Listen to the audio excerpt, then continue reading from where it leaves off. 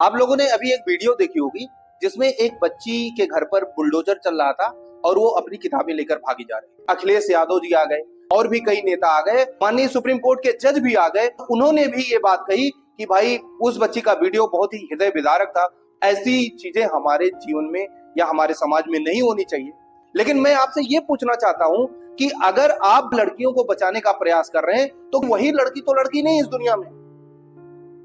अगर आप आयुर्वेदिक उपचारिकाओं की बात करते हैं, आज के 10 साल पहले से 117 लड़कियां न्याय पाने की उम्मीद में कभी सरकार के पास, कभी कोर्ट के पास, हाई कोर्ट के सिंगल बेंच में, डबल बेंच में घूम रही हैं।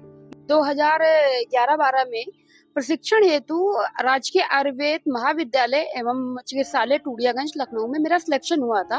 सबसे पहले इसमें फॉर्म निकलते थे, फॉर्म के बाद में जो लोग फॉर्म अप्लाई करते थे उनकी मेरिट बनती थी, पूरी ऑल यूपी उनका सिलेक्शन किया जाता था। मेरिट के बाद में रिटन एग्जाम होता था, रिटन के बाद इंटरव्यू, उसके बाद फाइनल सिलेक्शन करके केवल 20 आयुर्वेदिक उपचारिकाओं को प्रशिक्षण के लिए बुलाया जाता था और फाइनल सिलेक्शन होने के बाद हम लोगों को ट्रेनिंग के लिए ज्वाइन कराया गया।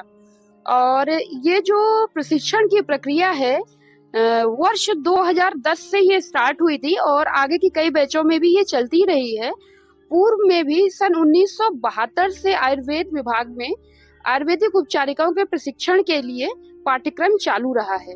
बीच में वर्ष 1999 में प्रशिक्षण के लिए आयुर्वेदिक उपचारिकाओं को बुलाया गया था, फिर ये प्रशिक्षण का जो सत्र था वो बीच में रोक दिया गया था, जिसे पुनः विद्यालय में चालू किया गया।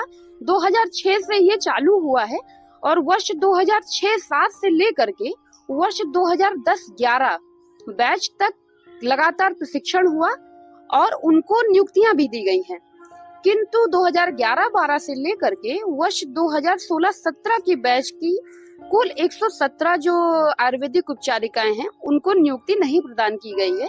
ये नियुक्तियां जो हैं वर्ष 2015 से अभी रोकी गई हैं सरकार द्वारा और हम लोगों ने इसके विपक्ष में हाई कोर्ट में अपील की थी। सिंगल बेंच में हम लोग ये केस जीते अपना। सरकार हमारे खिलाफ, उस फैसले के खिलाफ जो सिंगल बेंच में हम लोग जीते थे, अपील में गई। सिंगल बेंच का हमारा फैसला जनवरी 2020 में आया। सरकार 2020 जून में हमारे खिलाफ डबल बेंच में अपील में गई। अभी उस अपील को लड़ते लड़ते हम लोगों के 5 साल और व्यतीत हो गए। 2025 में 17 जनवरी को हमारे पक्ष में हाईकोर्ट ने फैसला सुनाया कि नहीं, हम अभ्यर्थी इस नियुक्ति के लिए पात्र हैं और विभाग को हमें नियुक्ति प्रदान करनी चाहिए।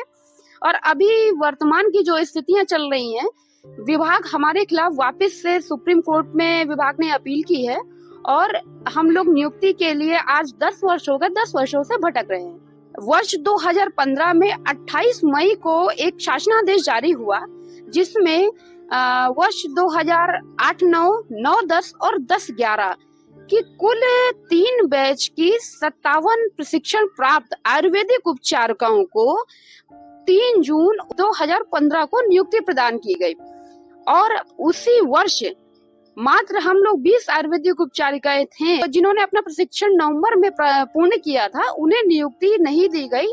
उसके पश्चात धीरे धीरे और भी जो आयुर्वेदिक उपचारिकाएं थी, चूंकि वर्षवार ट्रेनिंग का जो प्रोसीजर एक चलता चला आया है, वो आयुर्वेदिक महाविद्यालय टूडियागंज लखनऊ में कुल 6 बैचेस हैं जिसमें कुल 117 आयुर्वेदिक उपचारिकाएं जिन्हें नियुक्ति नहीं मिली। जब हम लोग मुख्यमंत्री आवास तक मिलने जाते हैं तो वो कहते हैं कि विभाग द्वारा उनके पास कोई सूचना नहीं है।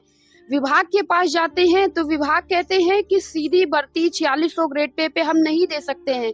जब हम ये कहते हैं कि सर जब सीधी भर्ती 4600 ग्रेड पे नहीं दी जा सकती थी तो 2015 में 57 आयुर्वेदिक उपचारिकाओं को किस शासनादेश के तहत नियुक्ति प्रदान की गई, तो वो हमारी बात को टाल जाते हैं, बोलते हैं आप शासनादेश ले आइए, हम आपकी नियुक्ति कर देंगे। चूंकि हमें कहीं से न्याय नहीं मिला इसलिए हम लोग न्यायालय की शरण में थे।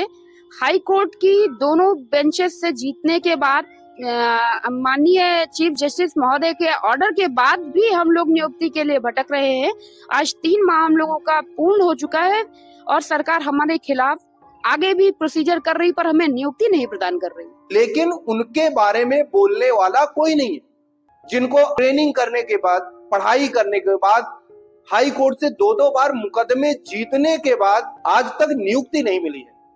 आप बताइए, आपके बच्चे होंगे, किसी भी व्यक्ति को नौकरी पाने के लिए क्या करना पड़ता है?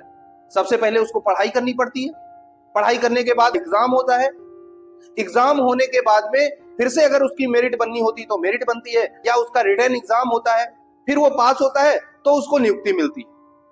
तो ये जो 117 लड़कियां हैं, ये इन्होंने एग्जाम भी पास किया, ट्रेनिंग के बाद उनसे पहले के सारे बैचेस की लड़कियों की ज्वाइनिंग भी करा दी गई, लेकिन उसके बाद जो 5 या 6 बैचेस की लड़कियां, 117 लड़कियां, उनको ज्वाइनिंग नहीं मिली। जब उन लड़कियों ने कोर्ट का दरवाजा खटखटाया, 2 बार कोर्ट से उनको जीत भी मिली। इसी आपकी हाई कोर्ट के सिंगल बेंच ने, डबल बेंच ने उनके पक्ष में फैसला दिया, लेकिन आज तक उनकी नियुक्ति नहीं मिली, क्योंकि विभाग चाहता ही नहीं कि उनको नियुक्ति दी जाए। अब वो इस केस को लेकर सुप्रीम कोर्ट जा रहा है। अब आप बताइए, क्या नौकरी पाने का ये तरीका है? सबसे शर्मनाक बात तो यह है कि लड़कियों को इतना पढ़ने के बाद, ट्रेनिंग करने के बाद कोर्ट का चक्कर लगाना पड़ रहा है। यह है बेटी पढ़ाओ और बेटी बचाओ का नारा। गवर्नमेंट ये दावा करती है कि वो लड़कियों के संरक्षण और सुरक्षा के लिए काम कर रही है। आप लोगों ने इतनी मेहनत की, पढ़ाई की, गवर्नमेंट द्वारा बताई गई ट्रेनिंग भी की, उसके बाद भी नियुक्ति नहीं मिल रही, कैसा लग रहा है आपको? बहुत खराब लग रहा है। अब तो यही सब लग रहा है कि गवर्नमेंट के सारे दावे झूठे हैं। बस खाली कहा जाता है कि सबका साथ, सबका विकास, बेटी बचाओ, बेटी पढ़ाओ।